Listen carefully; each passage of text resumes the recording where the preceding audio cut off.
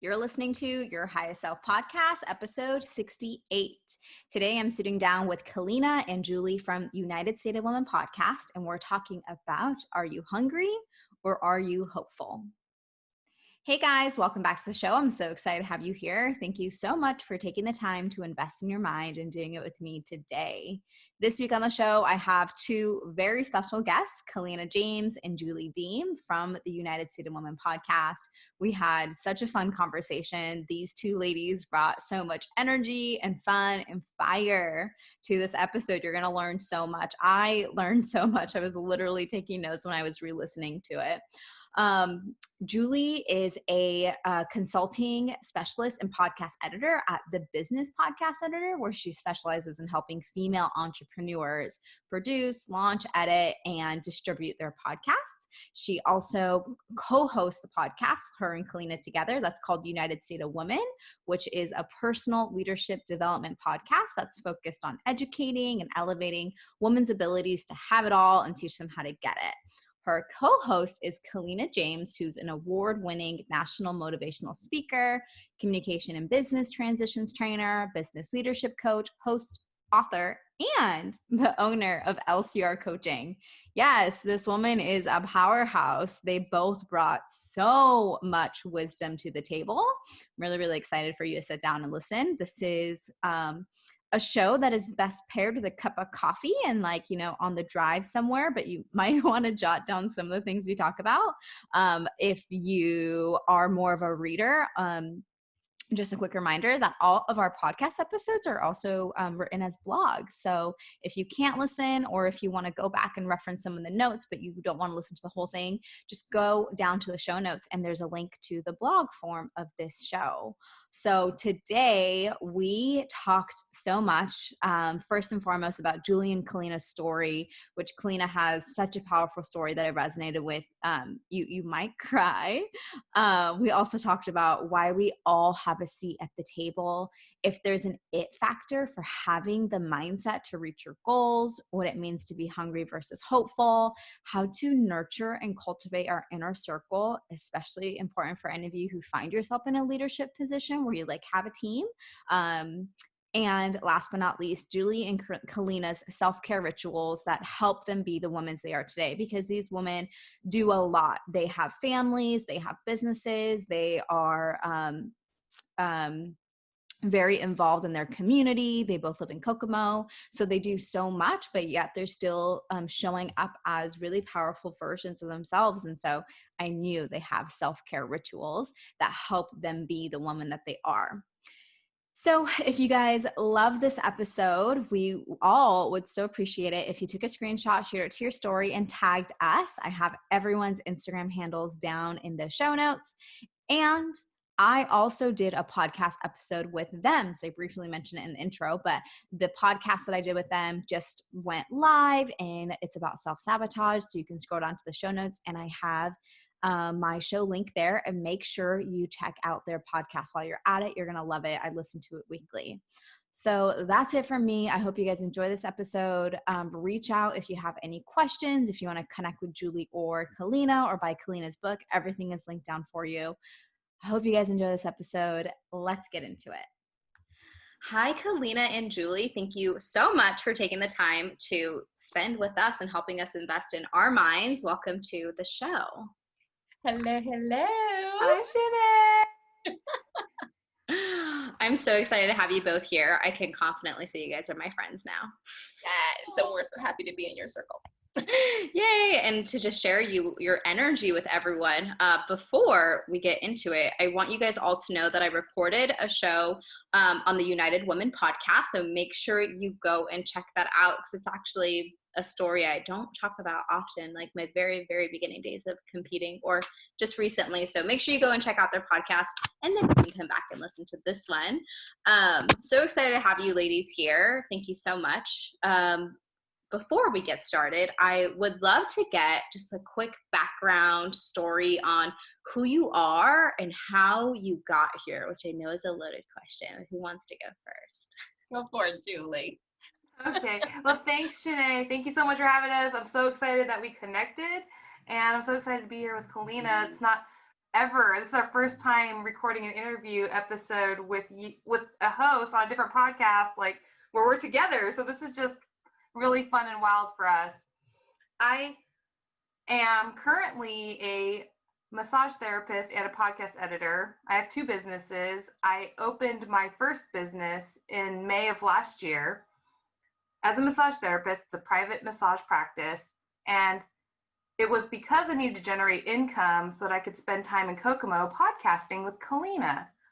And we actually opened a podcast studio in the Chamber of Commerce building here in our community. And there happened to be a room that was available for rent right next door. And I thought, well, heck, let me just see if I can rent this room and turn it into a massage room. And it worked out. We got both rooms, and literally I would edit podcasts and do interviews in between seeing massage clients. And I would work a few days, an hour away at an actual like corporate massage spa. Fast forward, quarantine hit, and I was at home like everyone else, and I couldn't do massage and effectively keep 6 feet of distance. So I needed to make money, and I knew that my skills as a podcast editor might be a skill that other podcasters might be looking for, because during quarantine, a lot of people all of a sudden decided they wanted to start a podcast. So go figure, I started looking around on the internet, and sure enough, people were like, I want a podcast, but I didn't know there was this much involved with it. Mm-hmm. And being that I had had a podcast for about a year at that point, I had an idea that they had no idea what they were getting into, and I'd be able to help them along the way, and that they'd be able to use me as a resource later on for editing. So I went to work, started my second online business, went back to work in the massage practice. Kalena and I also had just upgraded our studio. We had moved from our podcast studio upstairs and combined suites. So her office and my office are now together, and our front lobby is essentially our podcast studio / waiting room. Oh my gosh, why don't I live in Kokomo? I want to come hang out. We're trying to figure that out. Come on, Sinead. So yeah, it's been kind of a crazy process, crazy journey, and we're now in the last quarter of the year, and I'm trucking along. I'm managing both businesses, and I would really just being here in the moment and seeing what happens next, Shanae. You know how much I love that answer. Yeah, looking at Julie's phenomenal, right? She has found her wings and literally hasn't looked back yet at all. And it's just been like a delight to see her transformation. But, I've known her for so long. It's just that we've known each other in passing. And then she turned around and got involved. And then, like I dropped a post the other day. I was like, yeah, her name's Julie. Like, just look at her. I dropped it on social media the other day because she was showing off her pictures of some new posts of new pictures she took for her own portfolio. And I was like, yeah, her name's Julie. Just look at her because she's going places. Just look at her. But very, very happy to have Julie in my life. So Sinead, I always ask the question, to listeners or anyone that I have the opportunity to talk to, is I always ask, so, how many have ever asked the question, what is my purpose? Because, I did a lot. I literally a lot of times would ask that question to myself, but I had learned a long time ago that, living in other people's perspective really gave them power over me. And having the success that I've had, a lot of people think, I grew up with this silver spoon, that I grew up with, people thinking that I come from a wonderful family, but I did not. I grew up in a home where there was a house full of verbal and physical abuse. I was feeling insecure, feeling as if that I was no one and nothing, had nothing, and feeling the rejection of family members who were supposed to pour into you. And it was truly people who would say, in my life, you ain't gonna be nothing. You ain't gonna amount to nothing. Who do you think you are? You Miss Rich Bitch. I mean, literally, these were the words that were spoken over my life at such a young age. So when you say there's childhood trauma, I get it. And when I tell people how old I was at the moment that I remember this, they're shocked, because I was 6 years old. I was 6 years old, and I remember pushing back and telling, people in my life, my parents, and, just family members that were just awful when it came down to just how they treat people. And I would always say, I am somebody, I am somebody, I am somebody. And at that age, knew inwardly that I was more than what was being spoken over me. And, because I was beaten with an extension cord, because I wouldn't cry, and because crying at that age for me truly meant that you were breaking me and that you were controlling me, I refused to cry. And so growing up, I sought, to look for purpose. I tried to find what that purpose was. I excelled professionally as the training director for a large government agency where I was managing 1,200 people's learning plan. I was working with the governor. I was working in change management where I was responsible for creating engagement, movement, and change. I served in my local church. I prayed about it. I even got involved with, people in the community with at-risk youth because I really could relate to their story. But I was feeling, good on one end of my lunch day, but I was also feeling unfulfilled on the other end. Was really taxing, and it was really tough for me because I was feeling like I'm not living a whole, complete life here. But it was that work that I was doing with the youth that made me realize that I wasn't helping anyone shift, right? Mm-hmm. How could I give something that I myself didn't have to give? And it was that work with them that I realized that my story wasn't enough. And so that's when I decided to reach out to IPEC. And this was back in 2013. And I'm going to tell you something, that's when the crap really hit the fan. And a long story short, I had come face to face with that pain and that trauma. And it was at that moment I literally had a choice to make. And I made the decision to turn pain into power. And, and when I'm not doing, the podcast or doing events and things like that for women in the community, or meeting with business organizations to do strategic vision planning or leadership development or training, or even writing books, or even doing, speaking engagements, I'm working one-on-one with women who want to live connected to their power, their purpose, and their plan through leadership development, looking for their voice, looking to know how to win and influence with their time and money and people. And I get the privilege to do it. And I'm very excited for the opportunity to do it. And, I'm thankful for, I'm sure I could speak for Julie, is that we're very thankful for the opportunity just to speak with you. We're excited that we've even connected. Well, and to add to that, none of this would have even happened if Kalena didn't believe in me. I was volunteering for an annual event that she had founded here in our community that was bringing attention to those business women that were creating impact locally. And as I was volunteering for this committee, I had brought it up to her that, maybe, I would love to start a podcast. What do you think? I think it'd bring a lot of great exposure to this annual event and help us elevate the event on a global level. And she was really open to it. And, she basically was like, just tell me what we got to do. And she put in the work with me to figure out everything that we need to figure out in terms of, she knows how to edit also, because we both went through that process together. Mm-hmm. Yep. And I told Julie, I said, oh my gosh, she's taking us into the future. I was like, take us into the future, Julie, take us. Well, and this committee is large. There's a lot of people that volunteer in this. And I remember when we were like, so we're doing a podcast, guys. And I think you could have dropped like a pen, like, no, they're like, podcast, what is a podcast? Right? Nobody knew. But I knew she was so motivated and hungry to do it. And here was the universe bringing a wonderful gift of someone who was going to partner with you, not just be hopeful, but she was hungry for change. She was hungry for leadership. She was hungry for just experiencing the abundance of her own power, right? And here we have a platform that gives her choice and gives her a place to grow collectively with other thought leaders, as well as women who are looking at what we offer as a training ground for themselves, Oh my God, I love that. Thank you so much for both of you for sharing your stories.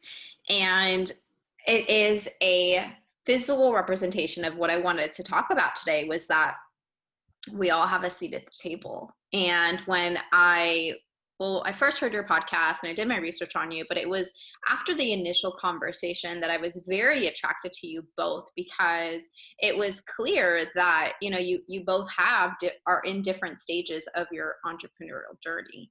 And when I had the second conversation with Julie is when it really clicked for me. And she was so sweet, and she was like, Kalena has really helped me. If it wasn't for her, like, I wouldn't be doing this. And that's when it really clicked for me, because one of the things I really value is collaboration, is bringing women along with us.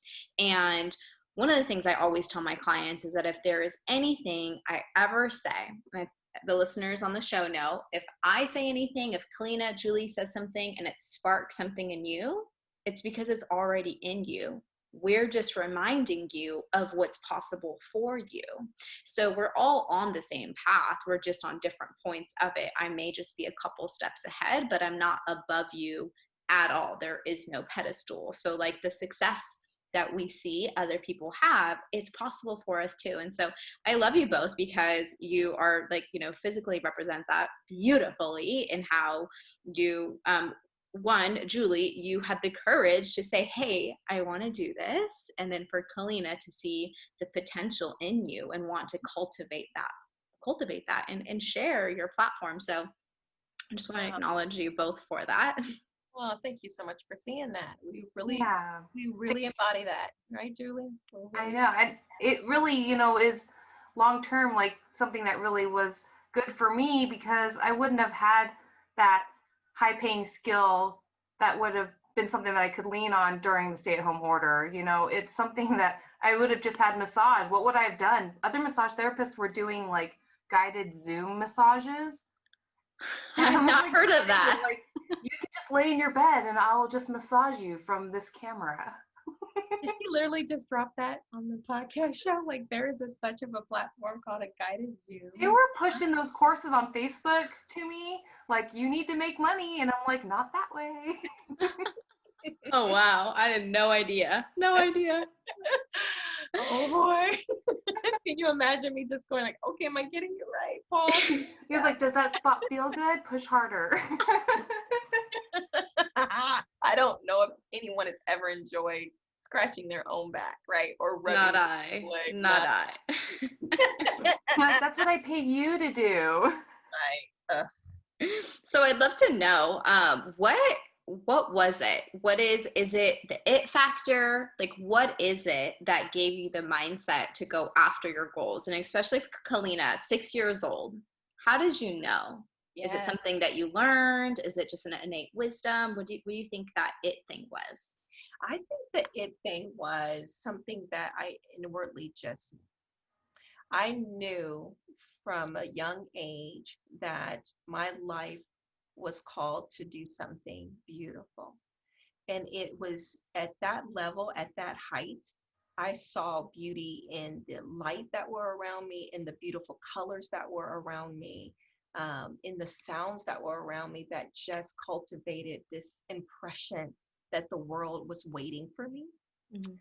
And I recall, and I can get emotional thinking about it, but I can recall a glimpse of me if I'm thinking back, but it's kind of a blur, but sitting on the front porch with a Bible that I could not obviously read. But I inwardly knew that it was such an important book that I held it and I act like I could read it and look through it and understood what was there. But I just knew that there was something magical in the book that would give me hope. And I don't know why that was or what the case was, but I just knew inwardly. And I wrote a book about it. It's called I Will Live My Power Purpose Plan. In those first chapters, I really talk about how I spent most of my young adult life trying to find out what that was. What specifically was it about me that connected to this greatness that was a shadow around me? And here you have on one end a voice that says, you're not going to amount to anything. But then on the other end, you have a voice that says, you are greater than you ever thought possible. And the world is waiting for you because you have a voice and you have something to share. And that was taxing. And that part of my life was the experimental phase, right? You put your hand to things to explore and try. You don't often realize that the choices you're making, though there are many in different aspects of my life, were all moving down the same theme. And they were enhancing a voice. They were enhancing an innate ability to understand where true power lies. And that was within myself, of what I was born with, not what someone taught me to be, not what someone said I was, but what I was inwardly knowing that I was born with something beautiful to give. And that life was trying to give me experiences to hide that. And some people think that life gives you experiences, and it does, to learn from them. But in this case, life was giving me a set of circumstances to hide that. And it took a minute for me to realize that it I could use it for power, and I could use it to be an advocate or not. And I chose to use it to be an advocate for people who felt like they had no voice, and to create a community of women that could find refuge in an environment that was conducive for them to see themselves for what they really truly were. Beautiful diamonds. Oh my gosh, I'm gonna cry. You almost had me crying. That is my superpower. Illicit tears. That you spoke to a story that I have that I didn't know I had. Someone asked me the same question that I asked you, and that was my answer as well. No one taught me. This is who I am. This is who I've always been. And I resonate with you. It's so taxing to be told, over and over again that you're not worthy and that you're not going to amount to anything. I think my own father thought I was going to be pregnant by 16. And so the words I heard was, don't get pregnant, don't get pregnant, don't get pregnant. And there's just something within me. I just had this drive to be successful. And I just knew, I was like, I'm going to have an amazing big life. I'm meant to do amazing big things. I don't know what it is. I don't know how I'm going to get there, but I know like there's so much more for me. And I think like you said, the circumstances and experiences that happen in life to make us hide that in and of itself, like I could talk about that for an hour, because so much of the work we do is unlearning. Yes. Unlearning the conditioning, the experiences, the thoughts, the beliefs that have piled on us so that we don't recognize ourselves anymore. Yes, you're absolutely correct. And I don't know if people can really hear those words and equate that to what that experience really like is inwardly, and how it's liberating. But it's also at that moment for me, I realized how many people I let in my life. I allowed to have the narrative of my own consciousness and who was guiding me in my way of thinking. And I realized at that moment, you had to go. And these were absolute people I loved, I cherished, I adored, I respected. And I was like, you gotta go, because you have a filter, you have a narrative, you have a lens. And I'm so trying to live within your lens. And I'm trying to live in their lens and their lens and their lens. And all of these lenses are causing me to live unconnected to the one that I've been called to. And I can never find myself in your lens. It's been an amazing journey, but one that I'm happy to have experienced and grateful we get to share this with other women or men who could, who are going through their journey of life and asking those questions, and then finding ourselves gravitating towards them to say, listen, you don't have to have permission to live connected to your power. You were given that at the very formation of your life existence.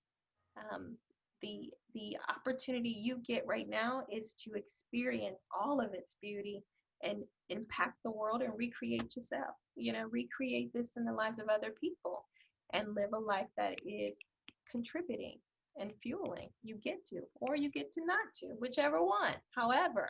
But how fun can it be to collectively create synergy with people and live this amazing life and give it away. I don't know of any other way. I don't know, Janae. I don't know. Same. What about you, Julie? I mean, yeah, so I'm thinking about what it was for me, and I really bring it back to Kalena, and it's kind of crazy. Kalena and I go to the same church. I've lived here since, it'll be 7 years in December. Since December of 2013 is when I first moved to Kokomo from Las Vegas to Kokomo. And Kalena, she is a hard person to miss in church, to put it subtly. You know, her energy is very noticeable, and you know, listeners, you can't see her right now, but she is just a light. And I knew who she was, but I had never had a conversation with her. However, a few years living in Kokomo, I had heard a radio commercial about an annual event, and it was her. And she's like, "Hey, it's Kalena. Check out my brunch." And I was like, "Oh my gosh, that's Kalena. Like, how are Kalena's other?" And so I didn't go. I was like, I'm not going to spend money to go to that. Money. So fast forward the following year, I was in a different place in my life and just feeling a little bit like I needed to do more. As a massage therapist, I was starting to feel discouraged because the massage culture wasn't what I related it back to in Las Vegas. And the income was not the same as it was in Las Vegas. And I was just feeling a little bit, what am I supposed to do? I'm in school. I know I'm going to finish school one day. Should I just be more patient and enjoy this journey and just see what happens? And the following year, I heard the commercial again. And, you know, just sometimes things hit differently. And it stuck out. I had said something to my husband. Now, naturally, I'm a little more introverted. It cringes me to talk to people like that I'm not comfortable with. And I'm just not, I've never been the person to initiate the conversation, and I'm getting better about it. It's just, at that time, I was like, Kalena? I'm not going to talk to Kalena. And so my husband's like talking to her for me at church, like, "Hey, is that you on the radio? My wife would be totally into your brunch." She's starting a business, and I think it'd be great. And I was like, yeah, have her come. She would love it. So many connections. At the time, I was thinking, my husband's going to convert my garage into a massage studio, and I'm just going to start doing massages in my house. And so the seed had planted, and I was like, well, my husband's not really getting our garage accomplished, which Kalena can understand because he's still working on our office. He really is.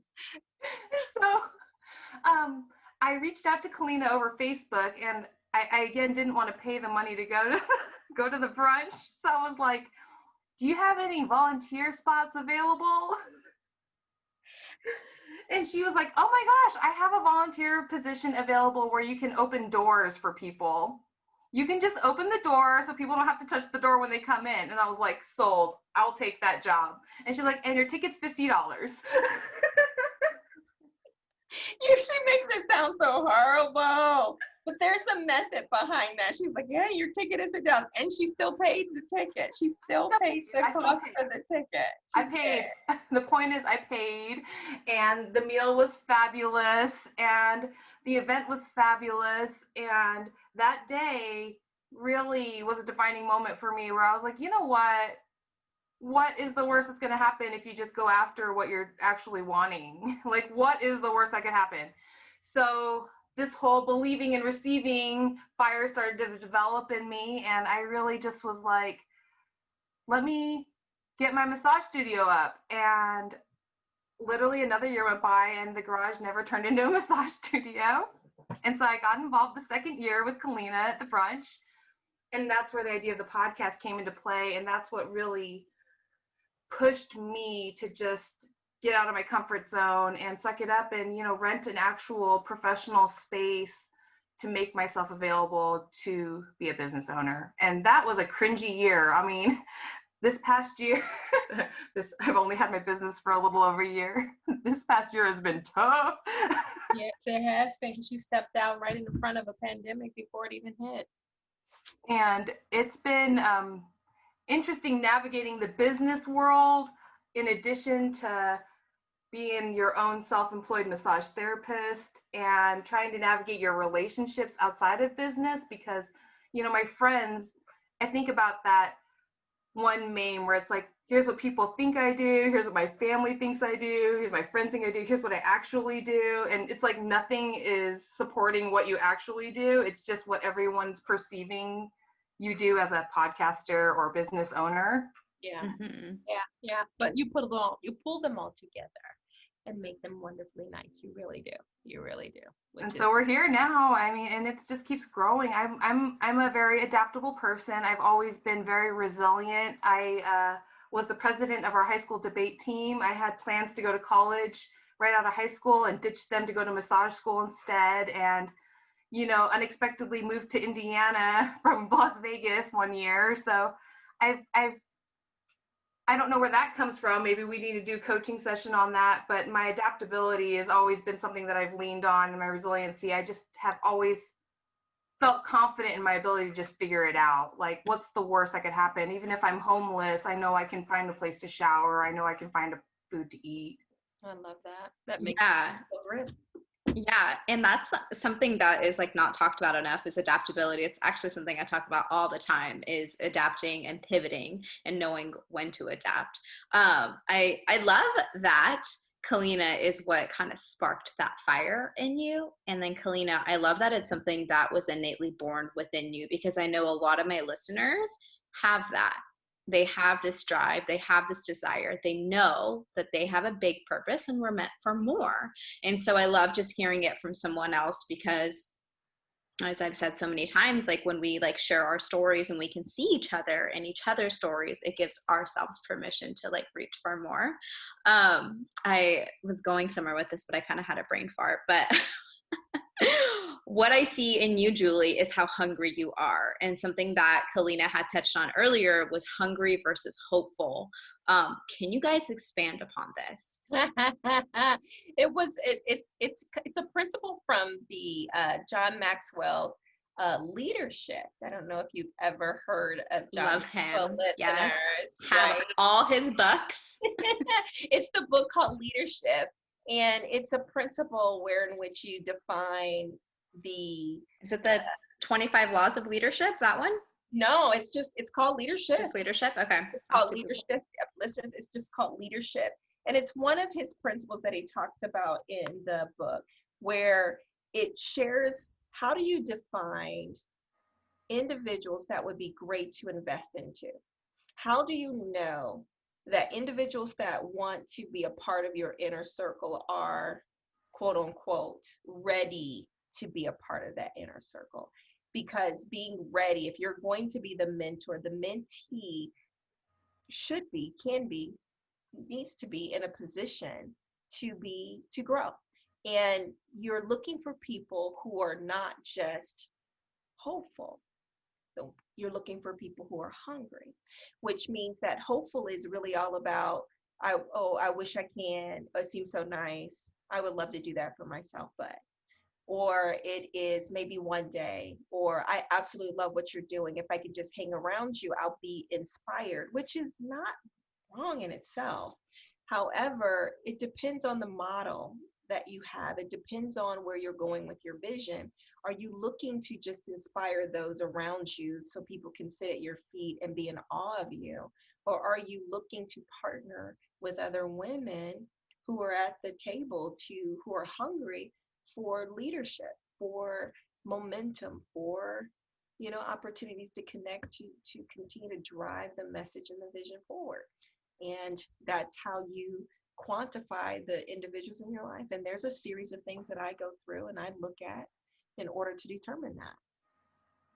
I love that. I always say hope is not an action plan. It is not. It isn't. It really isn't. Stop saying, I hope this happens, or, I hope that this will work for me. Be a plan A type of girl is something that I say all the time. It's like, there is no plan B. There's a plan A. Yeah. There's there. Do the plan A.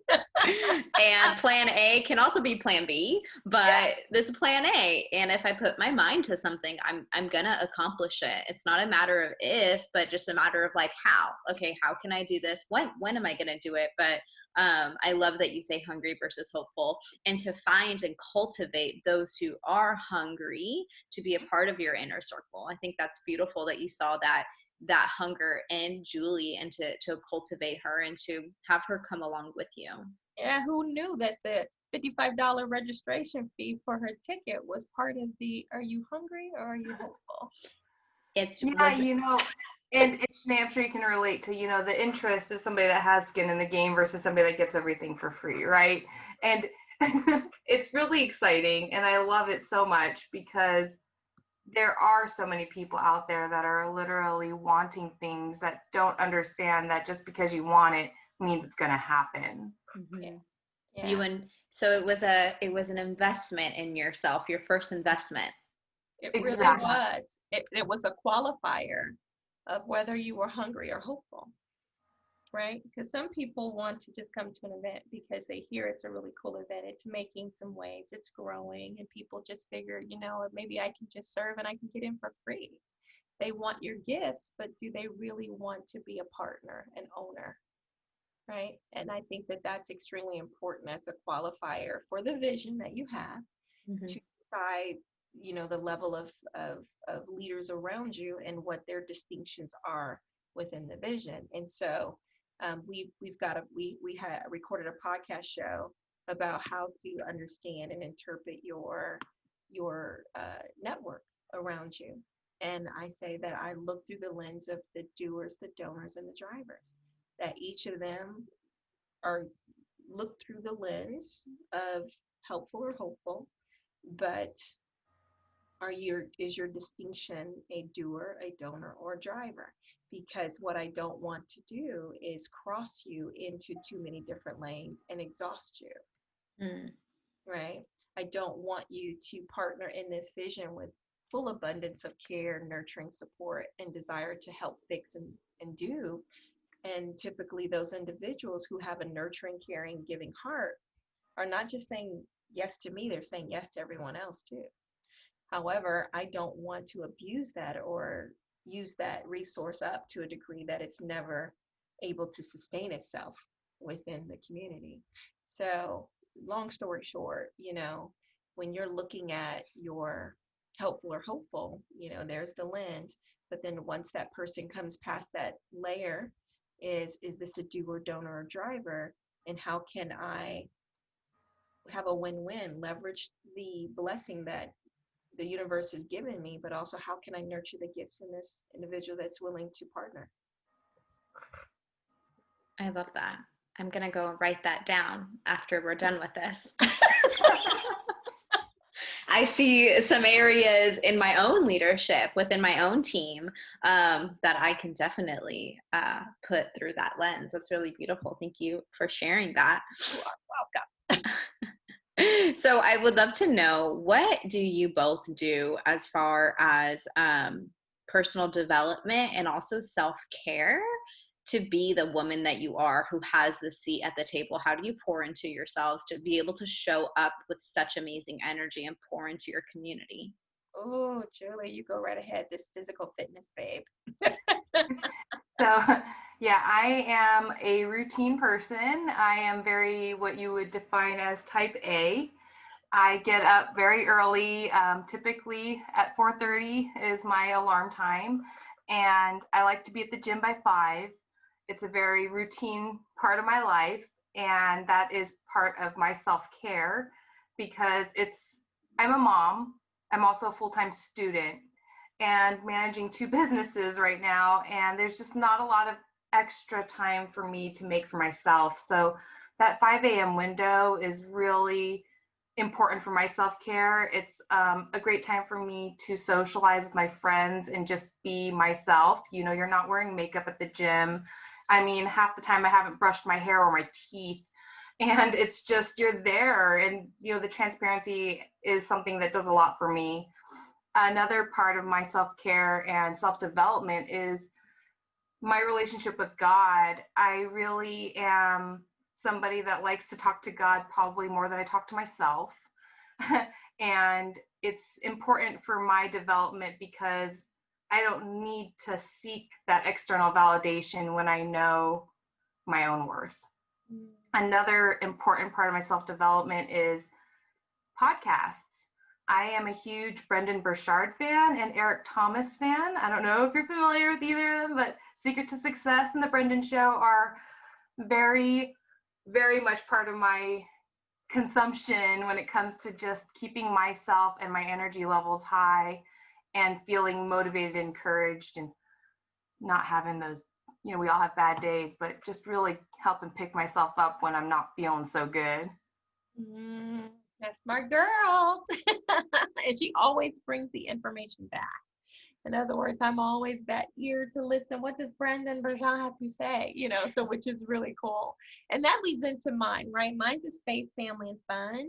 So faith is my church, but it's also how I connect to external opportunities for learning and growth that then stimulates my center, that stimulates my grounding, right? And maintaining this ability not to let these outer voices, right, kind of get into my bag and then be part of my narrative on trying to please you, be successful for you, right? Try to do things for you just to make myself feel better, or try to take that old gremlin and feed it and nurse it just to make my ego feel good. No, I typically will gravitate towards my biblical faith and my Christian faith, but then also too, I've been listening to this audiobook called Conversations with God. It's about an 8-hour long tape. I don't know if you've ever heard of that, but I think his last name is Welch or something like that. I think is his last name, and I just started it the other day,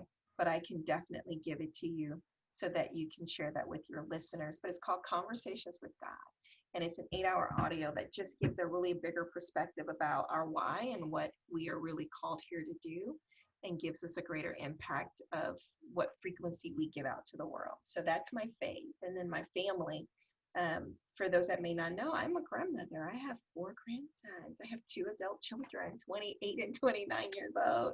So 28 and 27 years old. My daughter would kill me if she heard me say that she was 29.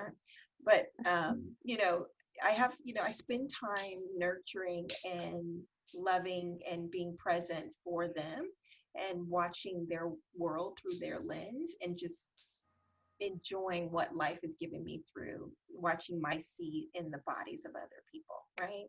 And then my fun, it's several layers to my fun. Since we don't travel as much anymore, we used to vacation about every 2 months to go see parts of the world. My fun is really spending time with my koi, right? I have a koi pond. I do. I have a koi pond. I've got 20 beautiful sized koi. The largest one is about 17 inches long. So he's wow. Really cute. Yeah. And then, so I love the part where I get to do things around the house. I've gained a new passion for home improvement projects. Those are fun things for me. And then what else is really fun for me is just spending some creative time alone with myself, right? And experimenting with all the passions that I have about what I like to do. And that's fun to me. That is really fun. I like to experiment with myself, with my mind, and what I can do with my hands and what I can learn. That's fun stuff for me, because I know it will just come out of me for other people, right? Because it just will enhance what we do. So that's my faith, my family, and my fun for my self-care. I love that. I love that. I always love asking people about their own self-care rituals because I think it's so underappreciated. Yes, it is. And my koi is the best. That's the ultimate fun. My grandpa has a koi pond. So Yeah, in Japan. Yeah. You know. How awesome. And they've had it since I was 0 years old. So that was 29 years ago. So they've got really big koi, I bet. Yeah, I should actually ask for an update on it. There are some big ones in there. Yeah, I wish I could put a big one in there. I've almost tempted to do it, but I think that would be unhealthy for it. It's like a 700-gallon pond, and so it's 3.5 feet deep. So it's nice size, but it's not big enough for something like 25 inches long or bigger, right? I think the other fish will probably feel like, look, dude, you're taking up a whole lot of moving space for us. Taking up too much space. Yeah, that's real estate. This has been so much fun. I feel like we just had a lunch together, and I hope our listeners just enjoyed your energy. Before we wrap up today, is there anything that you wanted to leave the audience with? Yeah, I wanted to share one of my favorite quotes. It's actually the quote I have posted in my massage studio, and it's by Harold Kushner, and it is, "When you are kind to others, it not only changes you, it changes the world." Oh, and I would like to say, listeners, simply this is just be the message, not just the messenger. Live connected to your power, your purpose, and your plan, and impact the world the way you want to live it, and reproduce yourself and have epic fun when you do it. So much fun. That is something that, yes, I'm learning how to have fun again. Oh my gosh, having fun. That was what I was going to say. Kalena is pointing out the fun. You got to schedule in the fun. I am a time block person, but I am learning how to live in scheduling the fun in. I call it the level 5 lens. I'm learning how to live in that level 5, level 6, where I'm having outer faith, and I am being okay with not having that schedule, right? And so it's taken some time, but I think it's for a season and a reason, and I'm enjoying it, right? To having like, no, I'm totally okay with that. I don't want to continue to define my success from that. However, there's so many wonderful ways to be successful, and I don't want to make that one of those lenses. So, cool. But thank you so much for this opportunity. We're very thankful that we got a chance to be here with your listeners. Yes, thank you. Jay. Before we wrap up, can you let everyone know where they can find you, hang out with you, get your book? We'll have everything linked down in the show notes as well. Yeah, so I'll go ahead and tell you that, and Julie can wrap up where you can find our community. But if you are looking for a really book that is really inspirational, it is Kalena James, I Will Live My Power, My Purpose, My Plan, that you can find on Amazon. And you can find us at uswkokomo.com on any of the social media platforms, preferably Facebook and Instagram. But with that being said, we also have a community, a hashtag community, which is hashtag Power Purpose Plan. You'll find so many wonderful pictures, so many wonderful videos of women who are doing some amazing things and just sharing their story within that community. So if you're listening and you take a picture, would love for you to hashtag that, because we would love to see you and where you're at in the neck of the woods. And the same thing for if you're on Facebook, make sure you drop in on our Facebook group, LCR Coaching USW Power Brunch, because it's totally free, it's open, and on Mondays and Thursdays, different women go on Facebook Live for a series called Humanity United. And it's a really fun series, so definitely check that out. I'm on Instagram at Indie Mompreneur. That's INDYMOMPRENEUR. And your podcast business? It is at the Business Podcast Editor, which I'm not going to spell that out for you. I'm sure it'll come right up when you look. Thank you so much, Janae. Thank you both. Thank you so much. We appreciate this opportunity. Thank you again. And you guys, please take a screenshot, post it on your story, and tag us and let us know what you took away from this episode. Let them know, pour back into Kalena and Julie just as they've poured into us today. That's it for this week. We'll see you next week, same time, same place. Don't forget to be your highest self. Bye for now. Bye.